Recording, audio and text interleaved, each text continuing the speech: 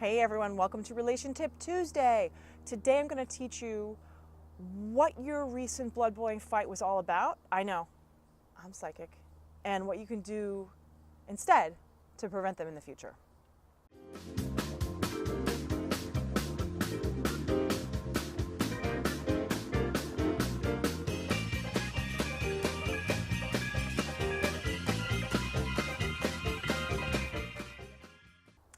All right, so how do I know what your recent blood boiling fight was about?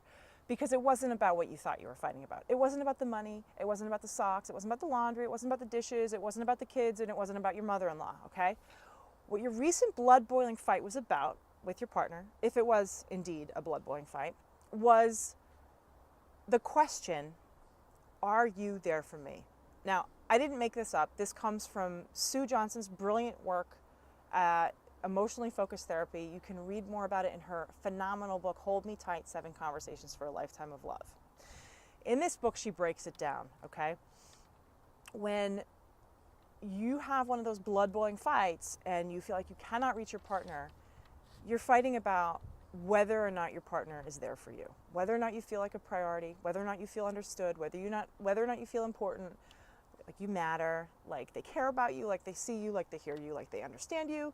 I could go on, right? And I realize I'm repeating myself a little bit, but that's what it's about. Are you there for me? And if it's really one of those blood boiling fights, the answer that you're coming up against is no. So how do you create a foundation where you feel like you're there for each other, that your partner's there for you, that you're there for your partner? And here's another beautiful piece that comes from Hold Me Tight. It's simple. It's it's simple. It's not easy necessarily, but it's an acronym, A-R-E. Are you there for me? A-R-E. And let's talk about what each of those letters mean. A is for accessibility. You want to be accessible to each other. So you want to really actually, be there for each other. If you want to, if your partner wants to reach you, you are accessible. Your partner is accessible to you. So I want you to ask yourself, am I accessible, right? Is my partner accessible to me? Are we there for each other, right? I mean, that's pretty simple. It's so simple that we've forgotten about how important it is. The second piece, R, responsiveness, okay?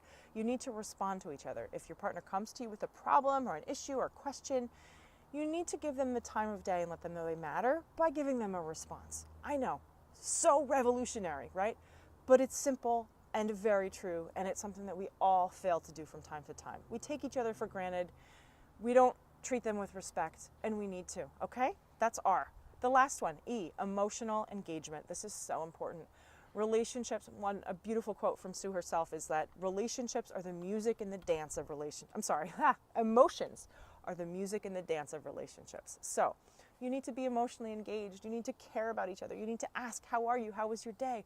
And you really need to mean it, right? You really need to want to know, because that's what relationships are about. They are like shelter in a world that can spin out of control at any minute, okay?